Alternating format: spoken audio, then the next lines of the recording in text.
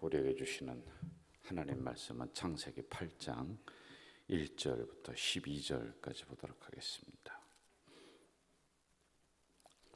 창세기 8장 1절부터 12절 말씀 우리 한 목소리로 읽도록 하겠습니다.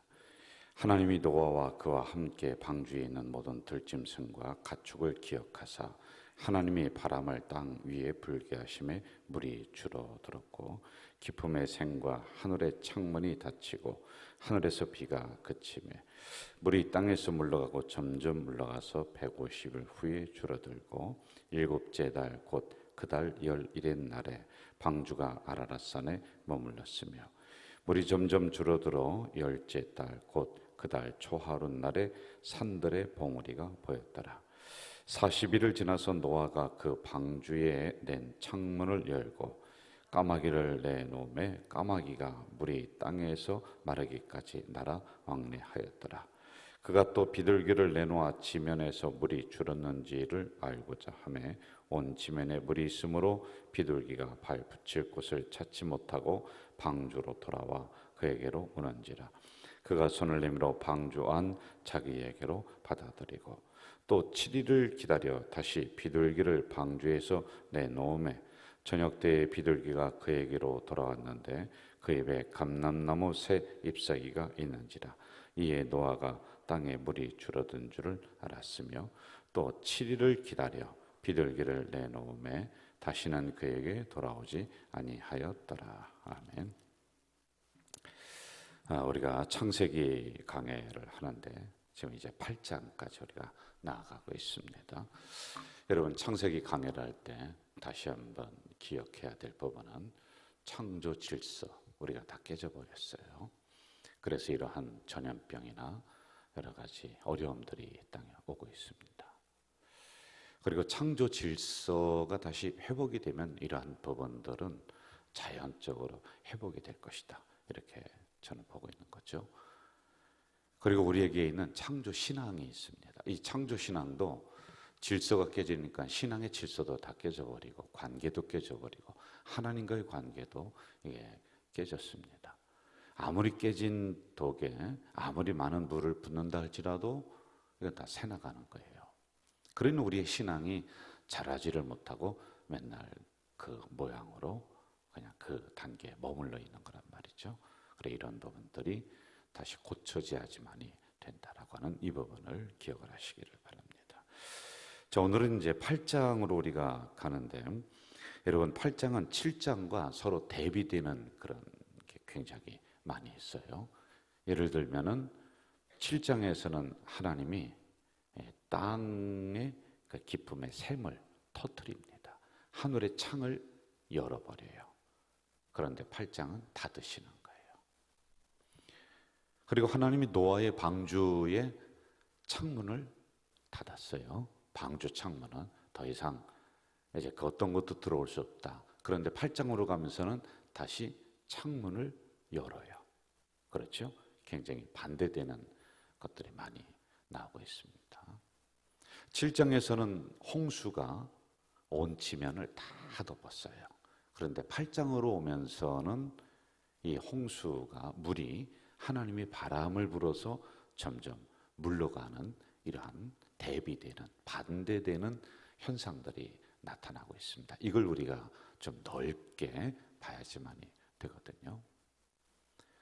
자, 여러분, 요즘에 많이 사람들이 힘들어하는 병 중에 제가 우울증, 공황장애, 또 자기의 기분을 자기가 컨트롤하지 못하는 이 조울증, 이런 게 있거든요.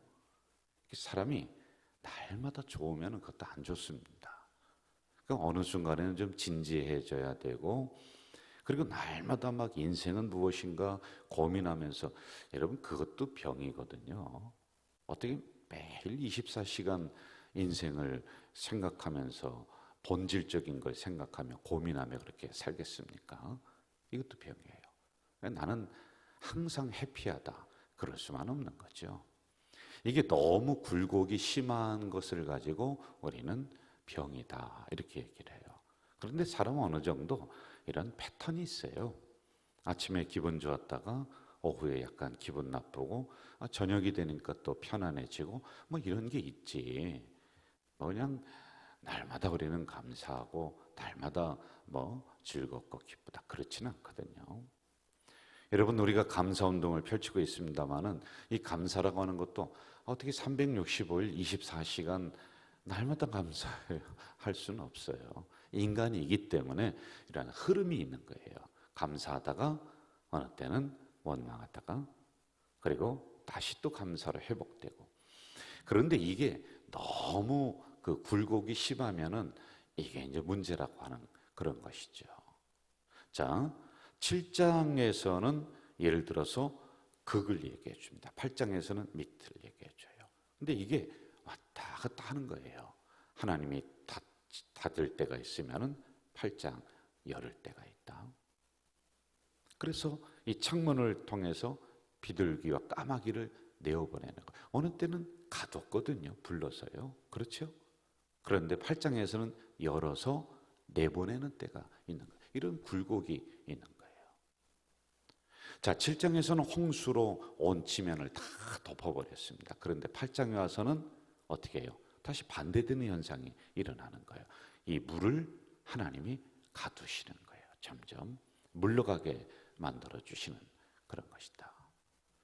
자, 7장에서는 방주 안에 정해진 규격 안에서 이들이 생활할 수 있도록 합니다. 이 안에서도 굉장히 복잡했을 거예요. 그러나 그 나름대로 규칙을 가지고 생활하도록 해요.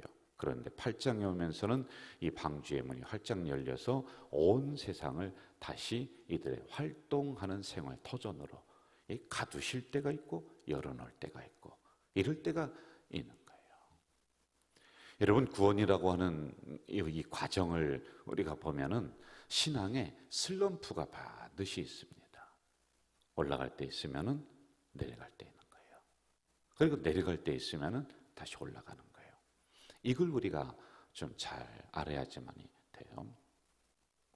신앙생활, 우리가 교회 생활 하다가 뭐 이런저런 일 때문에 우리가 약간 슬럼프에 내려올 수 있어요. 그런데 이 슬럼프는 다시 일어설 수 있는 토대가 되는 거지. 여기에 털썩 주저앉아서 이게 내 집인 양 여기에 집을 짓고 있단 말입니다. 여러분, 새가 내 머리로 날아가는 거 어쩔 수가 없다라고 했잖아요.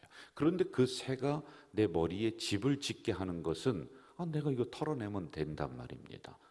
그런데 이것까지도 우리는 허용을 해서 그냥 그 문제, 고난, 시험에 이게 내 운명인 양 내가 여기에서 살아갈 것인 양 여기에 털썩 주저앉아서 오물을 다 뒤집어 쓰고 있단 말이에요.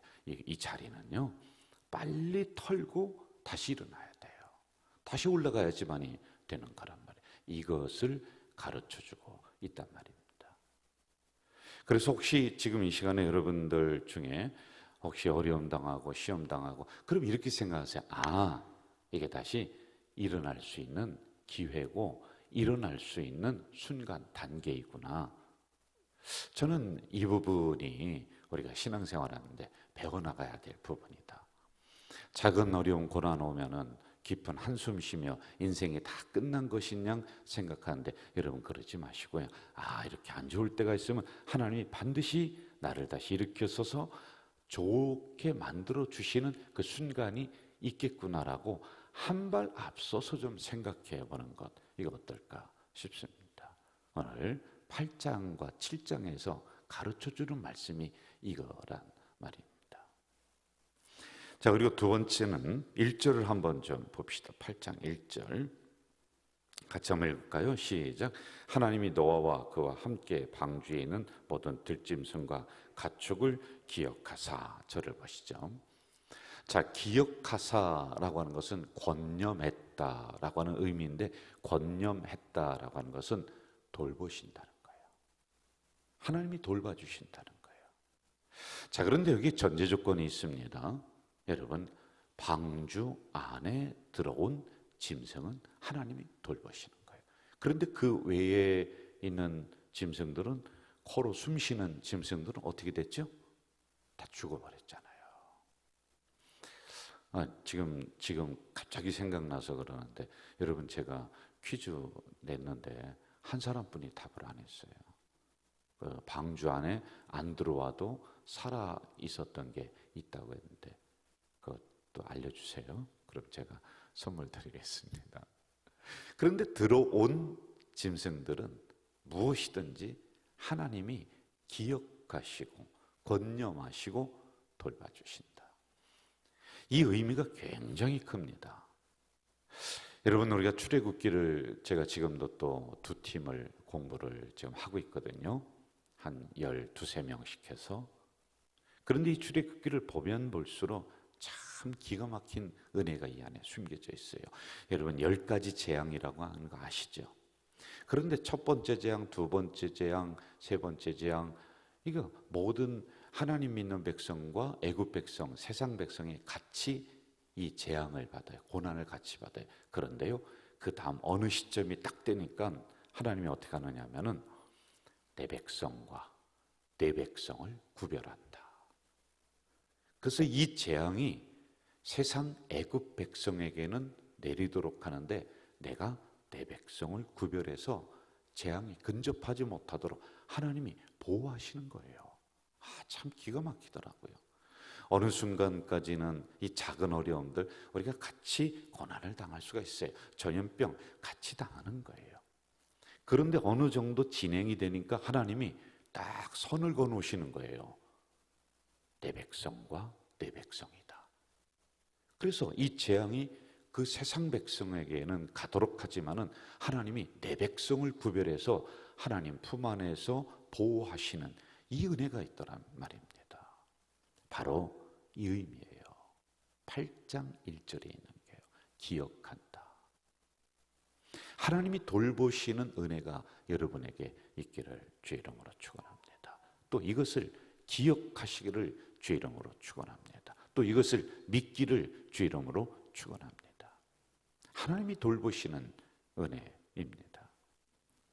정말 감사한 것은 우리들의 마음까지도 헤아려 주시는 하나님. 어렵고 답답할 때가 우리가 많이 있죠. 그런데 방주 안에 있으면은 하나님이 기억하세요. 하나님이 답답한 우리의 심령도 알아주시는 거란 말입니다. 그런데 우리가 방주를 벗어나면은 이게 안 돼요. 하나님이 선을 그어 놓으셨다니까요. 내 백성이고 여기는 내 백성이다 라고 하는 이런 의미입니다. 부모는 어떨까요? 자녀들이 있는데 아픈 자녀 눈길이 더 가고 마음이 더 가는 거예요. 더 관심이 가고 그러는 거예요. 하나님도 똑같아요. 건강한 자녀는 자기 혼자서 생활하는데 큰 지장이 없다. 그러면요 별로 그렇게 마음 크게 쓸 일이 없습니다. 그런데 약한 자녀일수록 마음이 더 가더라고요. 저희들이 6남매입니다. 그런데 막내둥이가 이제 중학교, 고등학교 때인가 어머님이 돌아가셨어요.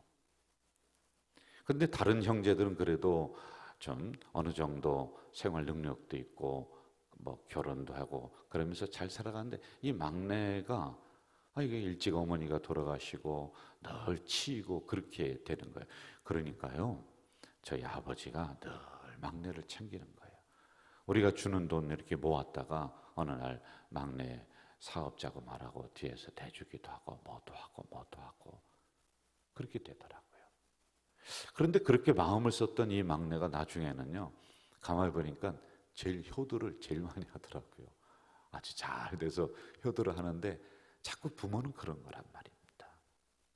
자, 하나님이 또 기억하신다는 것은 우리 성도들 중에서도 참 약한 분이 있어요. 답답한 심정을 가지고 살아가는 분들 많거든요. 가슴을 치는 분들이 많거든요. 하나님이 그것을 기억한다, 돌보신다는 거예요.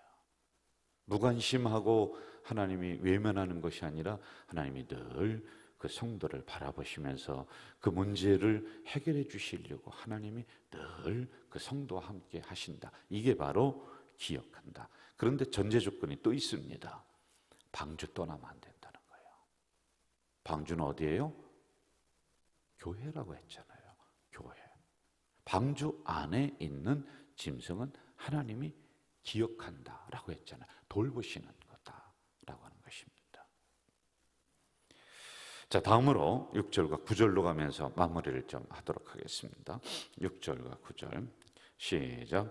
40일을 지나서 노아가 그 방주에 낸 창문을 열고 까마귀를 내놓음에 까마귀가 물이 땅에서 마르기까지 날아 왕래하였더라. 그가 또 비둘기를 내놓아 지면에서 물이 줄어드는지를 알고자 하며 온 지면에 물이 있으므로 비둘기가 발붙일 곳을 찾지 못하고 방주로 돌아와 그에게로 오는지라. 그가 손을 내밀어 방주 안 자기에게로 받아들였다. 이렇게 나오거든요.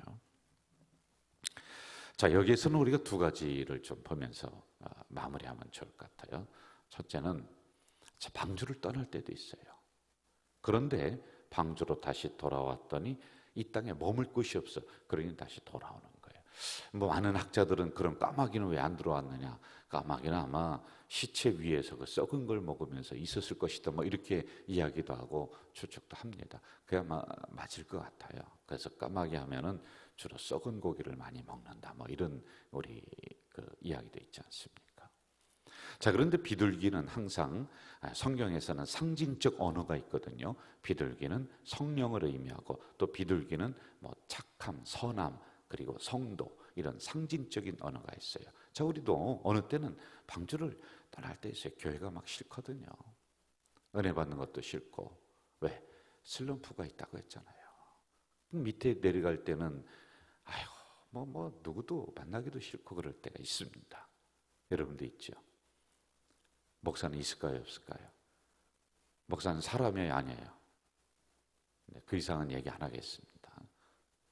죄송해요. 제가 믿음 없는 소리 같은 얘기해서 그런데 어느 날 오후 예배가 뭐 가정 예배로 이렇게 해서 오후 예배를 안 드린다.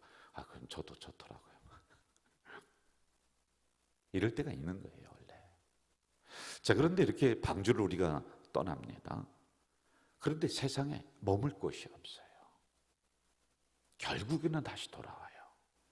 그럼 돌아왔을 때 우리는 어떻게 해야 되냐? 창문 열고 받아들여야 돼요. 교회는 그런 곳입니다.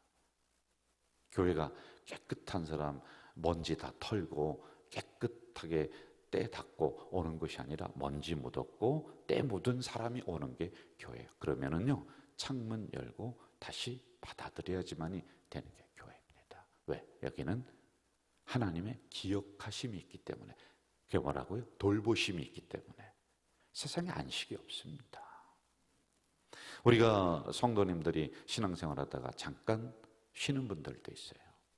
제가 뭐 알죠. 다 지금 많이 기도하고 있습니다. 그런데 언젠가는 그분들이 돌아옵니다. 여러분, 창문을 환하게 열어야 돼요. 당신 직분자인데 이런 사명이 있는데 왜 교회를 떠났느냐? 슬로프가 있다니까요. 내려갈 때가 있다니까요. 어떻게 일추월장 맨날 그냥 올라갑니까? 그럴 때 지나고서 다시 돌아오면은 언제 그랬냐는 듯이 아무 소리 없이 우리는 창문을 열고 교회 문을 환하게 열고 그들을 받아들이면서 안식을 누리게 해야 된다. 그게 여러분일 수가 있어요. 나일 수도 있다니까요. 장담하지 마세요. 신앙은 장담하지 마세요. 자, 이처럼 떠날 때가 있다. 그러나 다시 우리는 하나님에게로 돌아올 수밖에 없는 인생들이에요. 그런 사람들이 바로 여러분들이다 라고 하는 것입니다. 사람은 이것저것 따지면서 외면하고 갑론을 박할 수 있어요. 그런데 여러분, 우리 하나님이 언제 한 번이라도 여러분 따지셨나요? 우리 주님이 언제 한 번이라도 여러분을 향해서 따지셨나요? 그거 안 했죠. 예수님의 제자 다 떠났습니다. 십자가 밑에서. 그런데 부활하시고 나서 한번 가만히 성경을 읽어보세요. 이 제자들 다가가서 배고프니까 고기 잡아서 이 먹을 거 해주고 추우니까 모닥불 피워서 따뜻하게 해주고 했지. 제자들 하나하나 불러서 너 베드로 너 그때 어디 있었어? 너 엄마 그럴 수 있어? 너 야고보 너 말로만 그러지. 그때 너 어디 있었어? 너 십자가 밑에 있다가 도망간 요한 너 어째 그랬어? 이거 한 번도 안 왔다니까. 한 번도 없어요. 성경에. 우리 주님은 왔으면 된 거예요. 왔으면 됐죠. 저는 우리 교회가 이런 방주가 더 되기를 주 이름으로 부탁을 드립니다. 따뜻한 시선으로 바라봐 주는 거예요. 이번에 23일부터 또 전도 초청잔치가 진행이 되죠. 목사가 참 더 능력이 있으면 제가 나가서 500명 다 데려오고 싶습니다. 그런데 그렇게 할 수 없고 여러분들 자꾸 닥달하는 것 같아서 죄송해요. 여러분이 목사 마음이 돼주세요. 그래서 우리가 초청해서 그분들 모시고 올 거예요. 그런데 그분들 중에서 가만히 보세요. 교회 안 나갔던 분이 거의 없었을 거예요. 어릴 때 교회 나갔고 엄마 손잡고 교회 나갔고 또 결혼하기 전에 교회 나갔고, 그런데 어느 순간 창문 열고 나가더니 안 돌아와. 그런데 이번 초청잔치 때 이 열린 창문으로 다시 돌아와. 아마 이럴 것 같아요. 이럴 때 우리가 어떻게 해야 될까요? 아무 소리 없이 따뜻하게 맞아주셔서 이들이 다시 방주 안에서 하나님의 돌보심을 받으며 살아가는 우리 심령들이 되도록 우리가 그거 해야지만이 되지 않겠습니까? 이런 우리 가족 공동체가 더 되기를 주의 이름으로 축원합니다. 전능하신 아버지 하나님, 이 새벽에 연약한 저희들을 불러주셨습니다. 감사합니다. 창세기 강해를 통해서 우리가 하나하나 깨달아 나갑니다. 인간 관계가 깨지고 하나님과의 관계가 깨지니 질서가 흩어지고 우리는 자꾸 나락으로 떨어집니다. 이걸 다시 세워나가는, 그래서 창조 질서, 자연 질서도 세우고 하나님과의 신앙 질서, 깨졌던 관계도 다시 원상 회복되는 귀한 은혜가 일어날 수 있도록 주여 도와주시옵소서.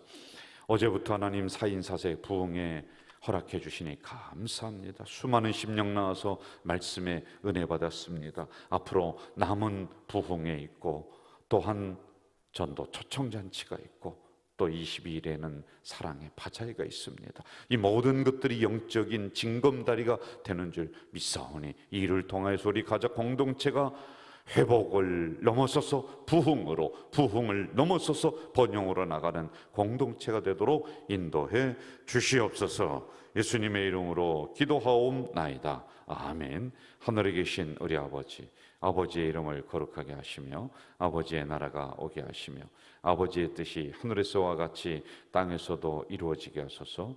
오늘 우리에게 일용할 양식을 주시고 우리가 우리에게 잘못한 사람을 용서하여 준 것 같이 우리 죄를 용서하여 주시고 우리를 시험에 빠지지 않게 하시고 악에서 구하소서.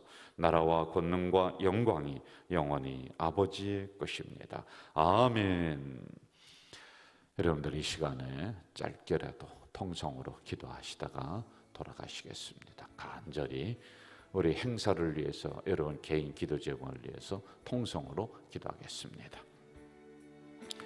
오늘 이 새벽에도 저희들을 불러주신 만군의 여호와여, 이 새벽에 우리 입술을 벌려 하나님 앞에 간절히 간구하며 기도합니다.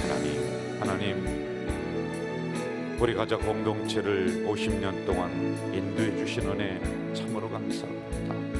우리 가족 공동체가 이제 하나님 이 코로나를 지나면서 회복 프로그램을 진행하고 있습니다.